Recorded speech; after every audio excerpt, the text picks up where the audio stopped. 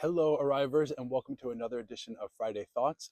This week is going to be a quick one because we're super busy with a ton of projects that are coming up, specifically because next week Arrival projects will be at the Mobile World Congress and 4 years from now conferences in Barcelona. And there will be a really large number of startups and established tech players there that we're going to want to hang out with. Since our focus is on branding and marketing, I always make a point of seeing who has a cool stand, who's been working on their marketing assets, who has a really good pitch to potential clients, who's talking with investors. As a result, we thought it would be useful for you if we give you some tips to help you prepare for upcoming events. The first is to make sure that you get your visuals and your presentation tight. If you have a booth or a stand, you want to explain very clearly, very concisely who it is you're helping, what problem is it you solve, the way that you do it, but keep it really simple because the idea is that you want to attract people's interest and not give them so much information that they become overwhelmed in the detail. You can always have a more in-depth demo or a tech spec sheet ready if somebody asks for it.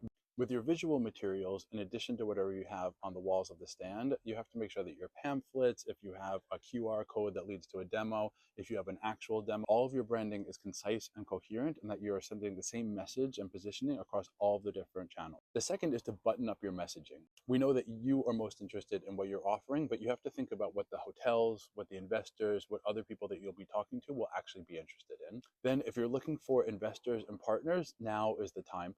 So when you go to an event, you have to think that people are there, they're open to do business, and the people who you might send a cold email to and are never going to respond to you, this is the 5-minute window that you might have in the entire year where they're open, they're interested in talking with you, and they're not going to just say, yeah, it's just another person trying to reach out. Now, very important, if you have a booth or a stand or you just meet someone, be curious about what they're doing and what they're interested in. So I can't tell you the number of times that I've approached a company and I've gotten their demo and they've given me a half an hour explanation of what they're working on, but they haven't asked me a single question about what I'm interested in, about what I'm looking for. And that's really important because it will help you tailor your message and make sure that you're addressing what their pain points are and make you feel like you're building that relationship with them. Don't just start into doing your demo or giving your presentation without first understanding what's going to get them interested. This is just a general recommendation. Do as much as you can to participate in the event. So that means reaching out to the event organizers beforehand and seeing if you can get on stage. You never know. Keep your hand raised just in case they need somebody at the last minute to be on a panel session or they're looking for an additional speaker or just to become more involved in the ecosystem.